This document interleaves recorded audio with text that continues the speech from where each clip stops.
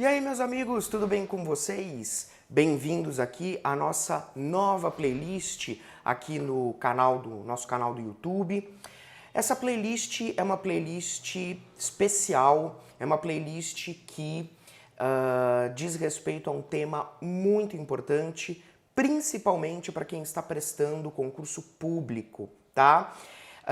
Essa playlist vai tratar sobre a ação de improbidade administrativa, ok? Nós vamos trabalhar então os aspectos processuais da improbidade administrativa.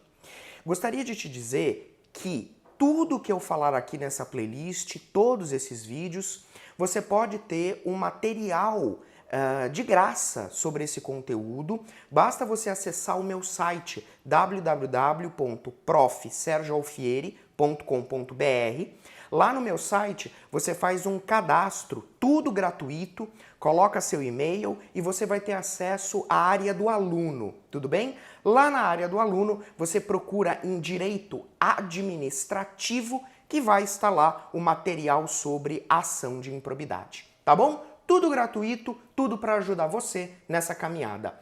Não sai daí que eu volto já já.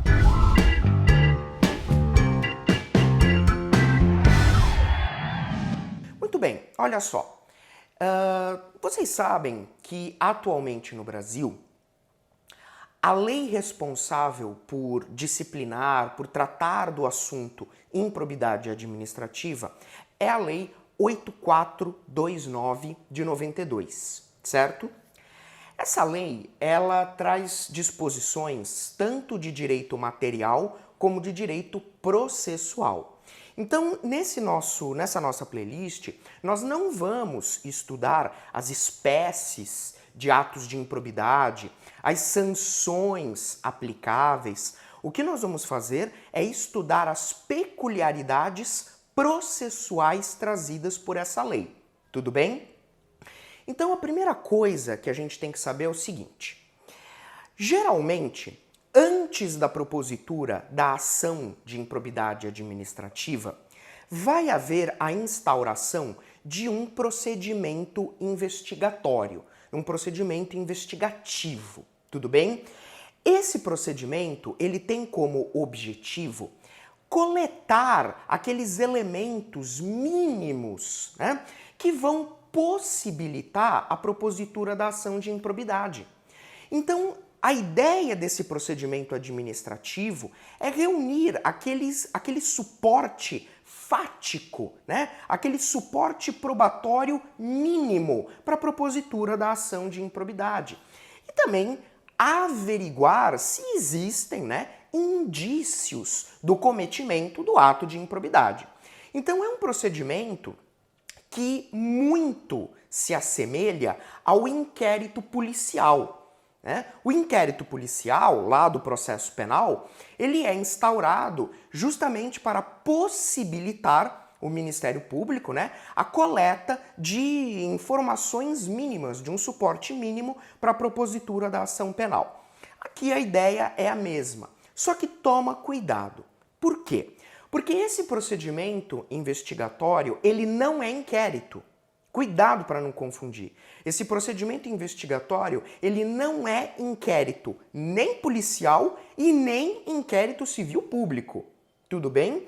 Esse procedimento investigatório, ele é um procedimento administrativo instaurado pela administração pública no exercício do seu poder disciplinar. Lembra lá do direito administrativo, dos poderes da administração, esses instrumentos que a administração possui para gerir a coisa pública, proteger o interesse público? Então, esse procedimento investigatório, ele é uma manifestação do poder disciplinar da administração pública. Então, a própria administração pública, por meio desse procedimento investigatório, vai averiguar se há ou não indícios da prática de ato de improbidade. Ok? Ah, professor, mas não poderia haver a instauração de um inquérito civil público para apurar eventual ato de improbidade? Veja, é possível. Eu não estou dizendo aqui para você que inquérito civil público não pode tratar de ato de improbidade. Não é isso. O inquérito civil público, ele é uma outra ferramenta, ele é um outro procedimento investigatório, tá? O inquérito civil público é instaurado pelo Ministério Público, tá? Para apurar eventual violação de um direito coletivo. Então esse é o inquérito civil público. Aqui esse procedimento, ele é instaurado pela própria administração. Tá, professor, beleza. E como que se dá o início desse procedimento? Vem aqui comigo para a tela que eu vou esquematizar com você. Então, olha só, nós estamos tratando da Lei 8429 de 92, a famosa LIA, né? Lei de Improbidade Administrativa. E o primeiro ponto que nós estamos estudando é o procedimento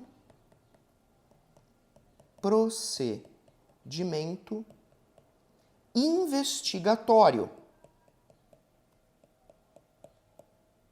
Procedimento investigatório, que é aquele procedimento que objetiva a coleta de dados mínimos para a propositura da ação de improbidade. Como que acontece o início, a deflagração desse procedimento? Bom, existem 3 possibilidades. A primeira possibilidade é o Ministério Público iniciar o procedimento.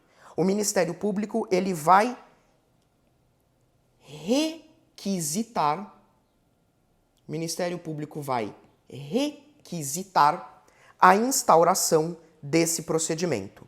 Tudo bem? Então, o Ministério Público, sempre responsável pela proteção dos direitos coletivos, ele requisita para a administração pública a instauração do procedimento. A segunda possibilidade é a própria administração pública de ofício. Então, a própria administração pública, de ofício, começa o procedimento investigatório. Tudo bem? Vou só corrigir aqui. Procedimento investigatório, certo? Agora, existe uma terceira possibilidade, e essa terceira possibilidade é muito importante, eu quero falar com você, que é o seguinte.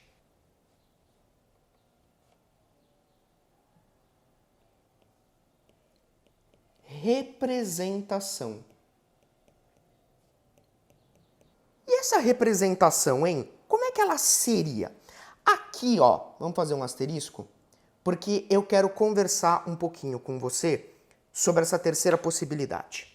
Olha só, você sabe, se você estuda direito constitucional, você provavelmente já ouviu falar do direito de petição, né? Esse direito de petição, ele é um direito fundamental e ele está previsto no artigo 5º, inciso 34, a linha A da Constituição Federal.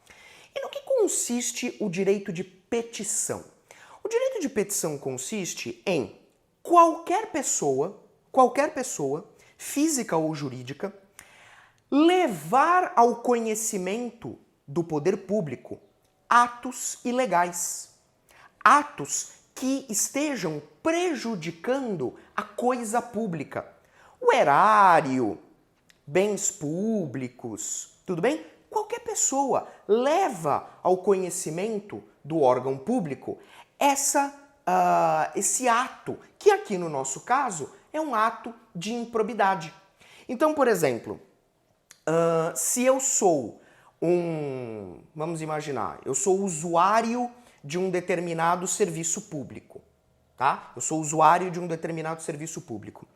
E durante o uso desse serviço público, eu começo a reparar que tem umas pessoas ali estranhas, eu começo a reparar que tô vendo umas maletas suspeitas circulando, e aí eu falo, putz, aí eu começo a olhar um pouco mais, eu vejo um dinheiro um pouco suspeito, eu falo, opa, eu acho que ali pode ter coisa. Então o que eu faço? Eu represento para a autoridade administrativa para que ela comece um procedimento investigatório para ver se ali existe a prática de algum ato de improbidade.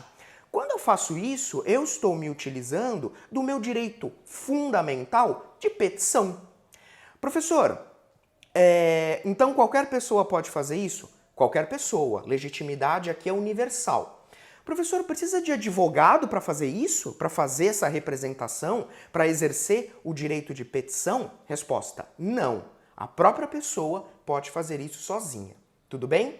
Agora, quando a pessoa faz essa representação para a autoridade administrativa, cientificando da possibilidade de existência de um ato de improbidade administrativa, essa representação precisa preencher alguns requisitos, tá? Então volta aqui comigo para eu te mostrar quais são. Então, ó, essa representação, ela precisa ser escrita, tudo bem? Então, primeiro requisito, ela tem que ser escrita. Segundo, ela tem que conter a qualificação do representante, tudo bem? Ela tem que ter informações sobre os fatos, né? Ou sobre o fato que em tese configuraria o ato de improbidade administrativa, e também informações sobre a autoria, né? Quem seria aí o responsável pela prática desse ato? E por fim, a indicação de provas. Tudo bem? Então esses são os requisitos aí que essa representação ela precisaria ter. Professor, e o descumprimento desses requisitos? O descumprimento dessas formalidades? Bom, se o representante descumpre essas formalidades, essa representação ela vai ser rejeitada. Tudo bem? Ela vai ser rejeitada. E aí, professor, ela é rejeitada e fica por isso mesmo? Veja, não é bem assim. Ela é rejeitada, mas o Ministério Público, mesmo diante da rejeição da representação, pode começar a investigação. Então, às vezes, por exemplo, a pessoa que fez a representação, ela não tinha condições de indicar provas, ela não tinha condições de indicar autoria, porque ela não conhecia as pessoas. Então, às vezes, essa representação é rejeitada por falta de preenchimento dos requisitos. Mas o que o MP pode fazer? O MP, como tem mais condições, mais poderes para investigar, ele, ciente de que ali parece que tem maracutaia, o que ele faz? Começa a investigação. Tudo bem? E também tem um outro detalhe, né? Professor, se eu faço uma representação faltando um desses requisitos, vai haver a rejeição de plano? Olha, aqui a ideia é mais ou menos similar ao que acontece lá no processo civil, no procedimento comum. Eu faço uma petição inicial, se essa petição inicial tiver defeitos, antes do juiz indeferir a petição inicial, ele manda emendar para consertar os defeitos. Aqui, o raciocínio é o mesmo. Se a administração pública recebe a representação e vê que tem algum requisito faltando, tem algum problema, o que ela faz? Antes dela rejeitar de plano a representação, ela ela solicita que o representante complemente as informações, corrija eventualmente o vício, tá? Antes de rejeitar. Professor, pergunta: é possível o recebimento de representação, é possível o início do procedimento com base em denúncia anônima? Então a pessoa, ela fez uma denúncia de que em determinado local, em determinada situação, estaria havendo um ato de improbidade administrativa, mas a pessoa com medo, né, ela faz uma denúncia anônima. Pode o procedimento investigatório começar com base em denúncia anônima? O Superior Tribunal de Justiça diz que pode, ok? Nesse caso, é possível sim o início da investigação. Bom, para concluir o nosso vídeo. Última informação. Iniciado o procedimento, a Lei de Improbidade Administrativa determina que seja formada uma comissão, tá? Essa comissão, ela vai ser responsável por investigar eventual ato de improbidade. Então, essa comissão, ela é uma comissão cuja responsabilidade é investigar essa notícia de ato de improbidade administrativa. A Lei de Improbidade também determina que, formada a comissão, é preciso dar ciência ao Ministério Público e ao respectivo Tribunal de Contas. Para quê? Para, se eles desejarem, designar representantes para acompanhar os trabalhos da comissão, para acompanhar a investigação do procedimento. Tudo bem? E agora, fechando com chave de ouro. Em vídeo posterior, nós vamos estudar que existem sanções, existem penalidades previstas pela Lei de Improbidade Administrativa, você sabe, né? Só que o que acontece? Essas sanções, essas penalidades, elas não podem ser aplicadas no âmbito desse procedimento investigatório. Tudo bem? As penalidades, elas só podem ser aplicadas pelo juiz, depois de, eventualmente, proposta a ação de improbidade. No âmbito da investigação, não se pune ninguém, não se aplica nenhuma sanção. Beleza? Meus amigos, esse foi o primeiro vídeo da nossa playlist sobre ação de improbidade administrativa. Espero que você tenha gostado e, por favor, acompanhe aí a nossa playlist, se inscreve no canal, dá o seu like, compartilha com os amigos que a gente vai continuar o estudo nos vídeos posteriores. Forte abraço e até lá!